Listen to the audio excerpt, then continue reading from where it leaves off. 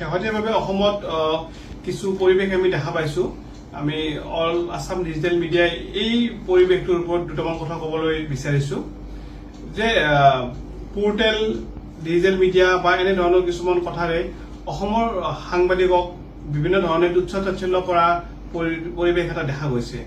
গতিকে এই ক্ষেত্ৰত আমি এটা কথাই ক'ম যে অল আছাম ডিজিটেল মিডিয়া এছ'চিয়েশ্যনৰ তৰফৰ পৰা যে পোৰ্টেল বা ডিজিটেল মিডিয়া বুলি যিবিলাক মানুহে তুচ্ছ তাচ্ছিল্য কৰি আছে এইবিলাক বন্ধ হ'ব লাগে।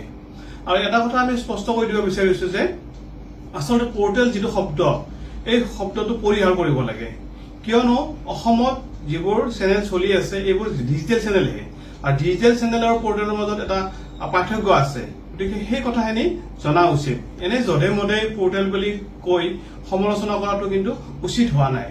এই ক্ষেত্ৰত কিন্তু অল আছাম ডিজিটেল মিডিয়াই আমাৰ অসমৰ সাংবাদিক জগতক, অসমৰ জ্যেষ্ঠজনক বিভিন্ন ধৰণে আমি তেওঁলোকক ক'ব বিচাৰিছো যে তেওঁলোকে যাতে পোৰ্টেল বুলি কৈ অসমৰ এই শিক্ষিত সাংবাদিক চামক অপমানিত নকৰে।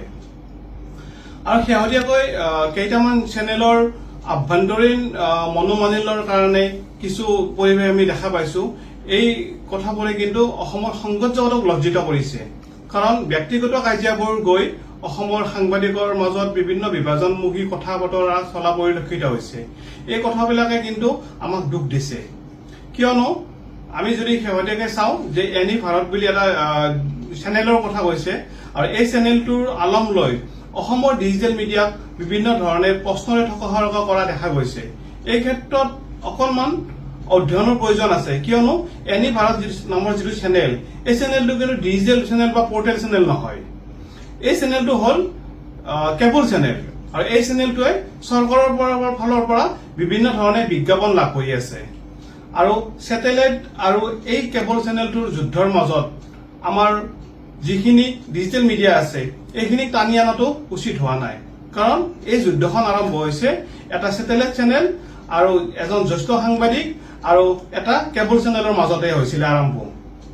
যদি দুলাল বৰাই দুখ কৰিছে, দুলাল বৰাক আৰক্ষীয়ে গ্ৰেপ্তাৰ কৰিছে, দুলাল বৰাৰ শাস্তি আমিও দাবী কৰিছো।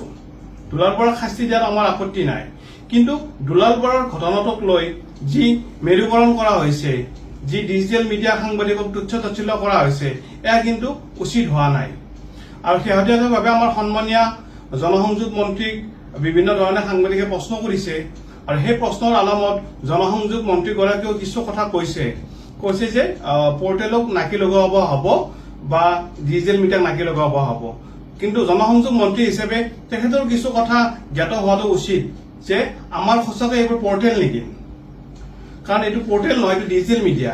আৰু ডিজিটেল মিডিয়াৰ যি ডোমেইন ৰেজিষ্ট্ৰেশ্যন, এই ডোমেইন ৰেজিষ্ট্ৰেশ্যনৰ তথ্য আৰু সম্প্ৰচাৰ মন্ত্ৰালয়ৰ নীতি নিয়মৰ আধাৰত কৰা হৈছে।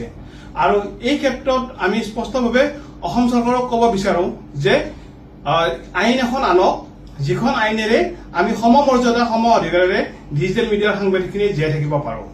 কাৰণ আমাক বহুত বছৰ সাংবাদিকতা কৰাৰ পাছতো বহু সময়ত আমাক বিভিন্ন কথাৰে তাচ্ছিল্য কৰা হয়। তাৰ একমাত্ৰ কাৰণটো হ'ল যে আমি ডিজিটেল মিডিয়াৰ সাংবাদিক। কিন্তু আমি দীৰ্ঘ সময় যে দৈনিক কাকত, আলোচনী বা বিভিন্ন ধৰণৰ সংবাদ গোষ্ঠীক নেতৃত্ব দি আহিছো, আৰু আমাৰ মাজত যিসকল সাংবাদিক আছে তেওঁলোক জ্যেষ্ঠ সাংবাদিক, দীৰ্ঘ সময় অসমৰ সংবাদ জগতক নেতৃত্ব দি আহিছে, তেওঁলোকৰ ত্যাগ, তেওঁলোকৰ যি কষ্ট সেইখিনি নস্যাৎ কৰাৰ কিন্তু সাহস কৰিব কোনেও নালাগে, সেয়া অসম চৰকাৰে হওক বা বিভিন্ন জ্যেষ্ঠ সাংবাদিকে হওক। আৰু এই ক্ষেত্ৰত এটা কথা স্পষ্ট কৰি দিব বিচাৰো যে 2021 IT এক্ট আছে, IT এক্টৰ পাৰ্ট 3 স্পষ্টভাৱে উল্লেখ আছে যে ষ্টেট গভৰ্ণমেণ্টৰ কোনো পলিচি ডিজিটেল মিডিয়াৰ ক্ষেত্ৰত নাখাটে, কিয়নো ডিজিটেল মিডিয়াৰ দায়িত্বটো হ'ল তথ্য মন্ত্ৰালয়ৰ আণ্ডাৰত। তথ্য মন্ত্ৰালয়ে নিৰূপণ কৰিব ডিজিটেল মিডিয়াৰ বিৰুদ্ধে কি ব্যৱস্থা গ্ৰহণ কৰা হ'ব। গতিকে এই ক্ষেত্ৰত যিহেতু অসম চৰকাৰ বা ৰাজ্যিক চৰকাৰৰ দায়িত্ব নাথাকে, গতিকে ৰাজ্যিক চৰকাৰৰ বিষয়ববীয়াসকলে বিভিন্ন কটু কথাৰে ডিজিটেল মিডিয়াৰ সাংবাদিকক সমালোচনা নকৰিবলৈ আমি অনুৰোধ জনাইছো।